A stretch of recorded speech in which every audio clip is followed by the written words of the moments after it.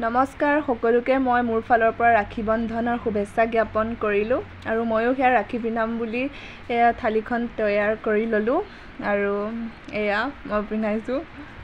এয়া প্ৰথমে মই মানে ডাঙৰ হিচাপে ডাঙৰ দাদাকে পিন্ধাইছোঁ, তাৰ পাছতে সৰুটোক পিন্ধাম, তাৰপিছত আৰু তিনিটা দাদা থাকি গৈছে এতিয়ালৈকে বৰ্তমান সিহঁত ঘৰত নাই, সিহঁতক পিছতকৈ পিন্ধাম। এতিয়া প্ৰথমতে ডাঙৰ দাদাকে পিন্ধাই লৈছোঁ, সি কাৰণ ঘৰত নাথাকিব যে অকণ পাছতে যাবগৈ, তো সেইকাৰণে তাক সোনকালে পিন্ধাই পেলাই আজৰি কৰি দিছোঁ। তো এয়া মিঠাইটো খুৱাই দিছোঁ আৰু মিঠাইটো খুৱাওঁতে বিজুৱে একদম নাখাবি বুলি কৈছে, কাৰণ তাক বেছিকৈ লাগে। এতিয়া তাক হেৰি কৰিছোঁ আৰু সি মানুহৰ আগত সি মিঠাইটো অকণমানকৈ খাব দেই, চাবচোন আপোনালোকে।